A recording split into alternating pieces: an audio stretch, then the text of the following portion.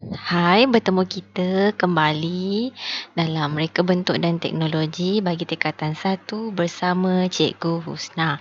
So, hari ini kita akan sambung kepada bab 1 iaitu tentang pengenalan kepada reka bentuk dan teknologi. Tapi kali ini kita nak mengenal pasti elemen reka bentuk. Apakah dia elemen reka bentuk? Okey, elemen reka bentuk dia ni merupakan unsur yang digunakan untuk zahirkan idea awal sesebuah rekaan. Okey, elemen ini dia ni sebagai gambaran awal tau bila kita nak buat sesuatu bentuk atau produk. So dalam elemen reka bentuk kena ada setujuh-tujuh elemen ini ataupun salah satu ataupun dua. Bila dalam satu produk mesti ada elemen. Okey, kita tengok satu-satu. Kita ada elemen garisan, elemen rupa, bentuk, tekstur, saiz, warna dan juga ruang. Ada semua sekali ada 7 elemen. So yang ni kena ingatlah. Kalau boleh ingat, kena ingat. So kita akan pergi kepada elemen yang pertama iaitu garisan. Garisan ini apa? Okey, garisan ni dia adalah cantuman atau sambungan siri titik yang mempunyai ukuran panjang dan jarak. So, dia terdapat pelbagai jenis garisan dan setiap satu mempunyai peranan dia yang tersendiri. Okey, garisan ni sebagai contoh, dia ni daripada hujung ke hujung. Dia akan sambungkan kepada semua bucu ni dia akan sambung. Dia tak ada terbuka macam ni. Garisan dia kena tutup. Barulah dia akan membentuk suatu produk. Macam tu boleh. So, ini adalah contoh garisan. Cikgu padam jap. Okey. So kita akan pergi kepada fungsi yang pertama iaitu kita tengok membahagikan dua ruang kawasan. Fungsi garisan ini adalah untuk membahagikan dua ruang kawasan. Ada satu kawasan untuk apa yang kita nak dan bilangannya berapa. Dia nak bahagikan. So, senang nak tengok. Kemudian, fungsi garisan juga untuk sebagai penunjuk pergerakan arah atau aliran. Nak tengok anak panah dekat mana. Semua tu menggunakan garisan. Kemudian, yang ketiga menunjukkan perhubungan antara elemen. Ini adalah contoh gia. Gia apa tu? Kalau mengikut buku teks, itu adalah bentuk gia. Dah tengok belum buku teks? Gia serong ataupun gia helix. Kemudian yang keempat, fungsi dia adalah mewakili ketegangan antara dua titik. So, dekat mana ketegangan dua titik tu? Dia adalah antara garisan ataupun antara tali-tali gitar. Dekat tali-tali gitar tu, dia ada ketegangan dia. Kemudian yang seterusnya menunjukkan kestabilan dan kerehatan. Dekat sini adalah seperti batu bata. Garisan pada batu bata menunjukkan sesuatu kawasan itu nampak lagi besar dan luas. Kalau secara melintang. Kemudian kita ada untuk menunjukkan objek itu jauh ataupun dekat. So dekat sini, objek yang jauh dia akan menggunakan garisan yang nipis dan objek yang dekat dia akan menggunakan garisan yang tebal. Kemudian fungsi dia lain adalah menunjukkan daya gerakan yang dinamik. Contoh dia adalah garisan serong pada kotak ni, garisan menegak, garisan melintang. Dia nampak tersusun dan cantik. Fungsi garisan. Kemudian seterusnya dia turut mewakili gerakan dan tenaga yang berpadu. Contoh dia adalah paip air. Dekat paip air ni, macam mana dia nak tahu mewakili tenaga yang berpadu? Kalau buka air tu kita boleh adjust. Nak kuat ke nak slow air dia. Tak adalah buka tu kuat je sentiasa. Dia mestilah kita boleh adjust. Kemudian kita ada menunjukkan kestabilan. Dekat mana garisan ni nak tunjuk? Dia adalah pada garisan menegak pada tali jam. Kalau belah dua ni sama je kiri kanan dia. Itu adalah yang pertama iaitu elemen garisan. Kemudian kita pergi kepada rupa. Elemen yang kedua adalah rupa. Rupa ni adalah hasil pertemuan antara hujung garisan dengan permulaan. Rupa ni dia mestilah ada permukaan yang rata dan dia adalah bergaris di luar. sebagai sempadan lah untuk mengelilingi dia.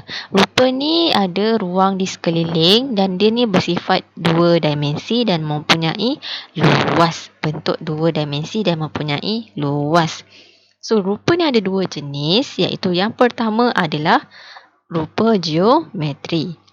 Rupa geometri ni dia ada sudut dan perpenjuru. Sebagai contoh dia adalah bentuk bulatan, segitiga, segi empat. Dia bentuk geometri. Yang mana bulatan ni memang bentuk bulat je. Dia tak ada bentuk bulatan ni tiba-tiba jadi bentuk lonjong. Tak. Dari dulu sampai sekarang kalau nak suruh buat bulat tu, bulat macam tu lah bulat. Tak ada tiba-tiba buat bulat tiba-tiba jadi lonjong. Tak. Dia bentuk dia fix. Tetap. Kemudian rupa organik. Rupa yang kedua rupa organik. Rupa organik dia bebas dan tidak terikat.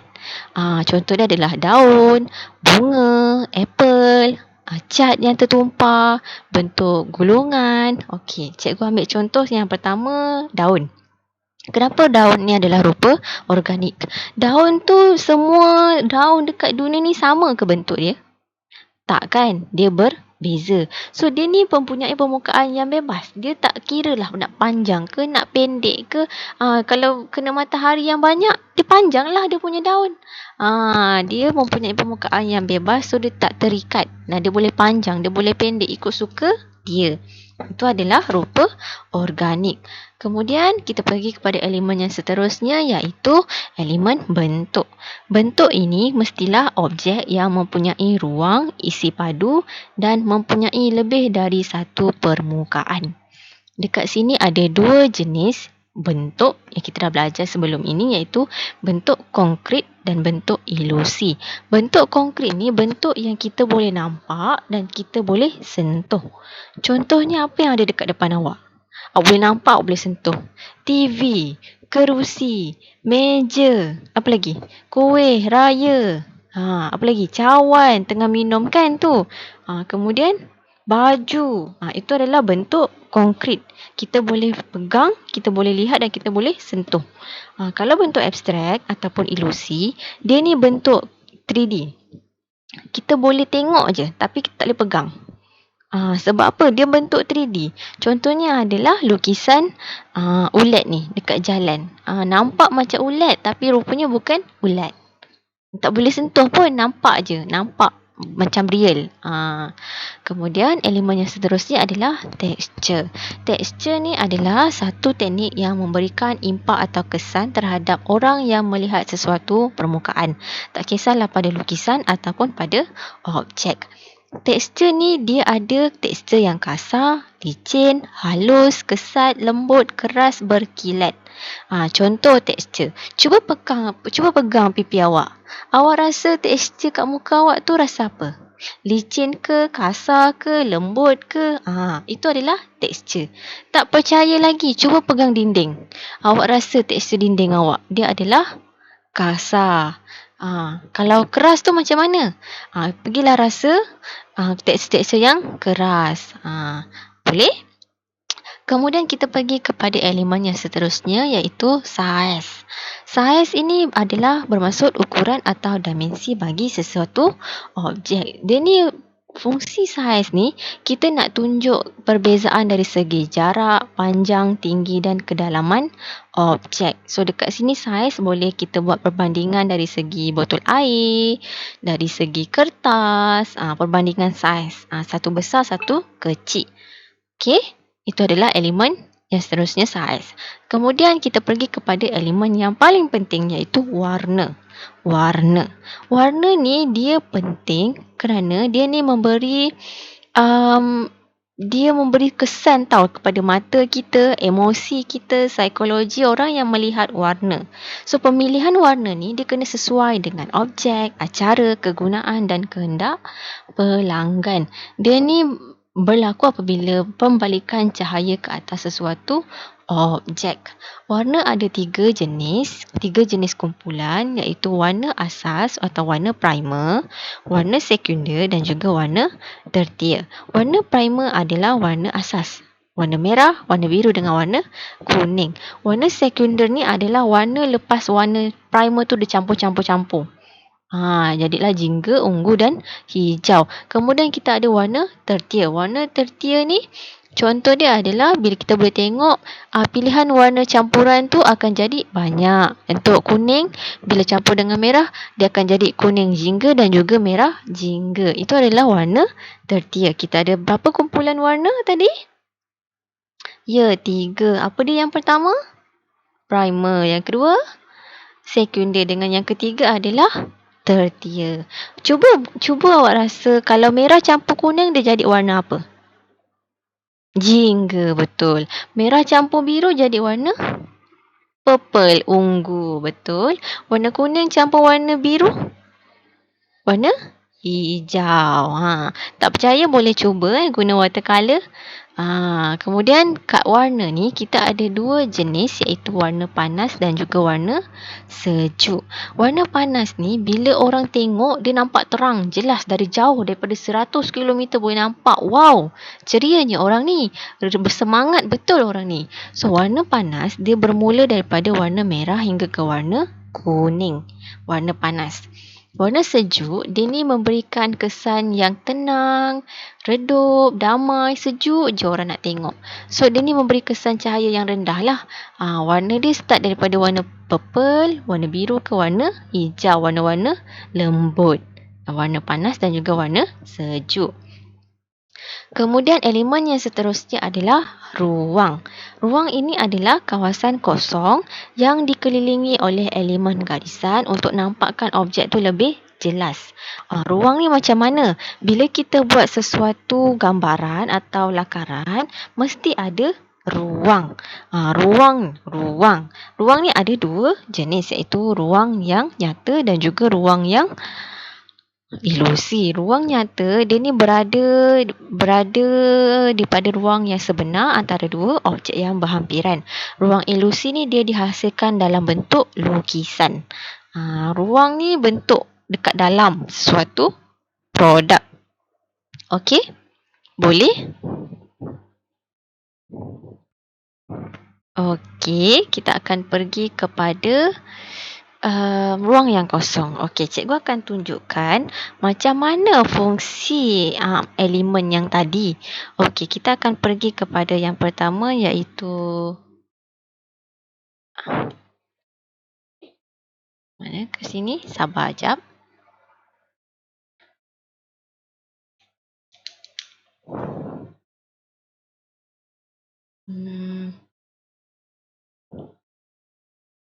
Kita nak nampakkan bentuk garisan campur dengan rupa dan juga dengan ruang. Okey, kita nak lukis cikgu nak lukis Garisan ini adalah garisan halus. Bila kita buat garisan, kita sebenarnya guna pensel. Jangan bila kita lukis kita guna pen. Nanti salah tak boleh nak padam. Garisan ni kita ada garisan halus dan juga garisan tebal. So mula-mula kita akan buat satu garisan halus. Kemudian kita akan membuat satu petak dekat sini. Sekejap tadi cikgu dah buat. Okey. Ini adalah bentuk segi 4 ataupun kubus. Okey, dekat sini cikgu akan tunjuk ini adalah garisan, elemen garisan. Yang dekat dalam yang kosong ni adalah elemen kosong. Dia adalah elemen ruang. Okey. Kemudian bila dah jadi segi 4 ni dia akan jadi bentuk apa? Elemen apa? Elemen rupa. Rupa ada berapa bentuk tadi? Rupa geometrik dan juga rupa dah lupa. Rupa geometrik dengan rupa organik. Itu adalah untuk garisan rupa dengan ruang. Tapi macam mana daripada bentuk? Ni adalah bentuk dalam bentuk 2D. Macam mana kita nak jadikan dia dalam bentuk 3D? Bentuk yang sama iaitu kita gunakan yang tadi iaitu segi 4. kita buat satu garisan halus kat belakang. Ikut suka kita lah. Kita tarik je dia untuk jadikan bentuk kubus. Bila dah jadi garisan yang cantik, barulah kita pekatkan dia. Itu. Ini adalah garisan halus. Okey, kemudian ini adalah garisan tebal. Dah jadi bentuk objek. So, ini adalah bentuk objek 3 dimensi. Bila dah jadi 3 dimensi, dia akan jadi menggunakan elemen bentuk. Bentuk dalam bentuk apa ni? 3 dimensi. Dan juga kita boleh nampak apa ni? Saiz, elemen saiz. So dekat sini kita boleh nampak kita gunakan elemen garisan, rupa, ruang, bentuk dan juga saiz. Apa lagi yang tertinggal? Yang lagi 2 itu iaitu warna. Warna. Kita sebenarnya bila dah jadi ni kita boleh warnakan dia. So dia jadi warna merah. Bila dah ada warna barulah kita nampak gunakan dia adalah elemen warna. Okey. Kemudian nak jadikan tekstur. Kita boleh tambah tekstur. Contoh dia ni adalah bentuk kayu. Kita boleh tambah tekstur kayu. So boleh nampak kat situ tekstur dia. Baru nampak bentuk tekstur kayu, barulah kita tahu dia adalah elemen tekstur. Tekstur. Boleh? Boleh. Kalau tak boleh, nanti cikgu akan lukis lagi sekali dan cikgu akan hantar dalam grup WhatsApp awak. Boleh? Okey, sebagai latihan ada 5 soalan, iaitu soalan yang pertama, isi tempat kosong dengan jawapan yang betul berdasarkan penjelasan cikgu. Yang kedua, elemen yang sesuai bagi objek yang berikut. Apakah elemen yang sesuai? Kemudian, lengkapkan carta ahli berikut serta ini nyatakan warna panas dan warna sejuk. Warna panas warna apa? Bagi contoh. Warna sejuk ada warna apa? Bagi 2 contoh. Dan kenal pasti adakah ini rupa geometrik atau ini adalah rupa organik. Yang mana satu? Boleh? Okey, kita jumpa lagi dalam video akan datang. Bye.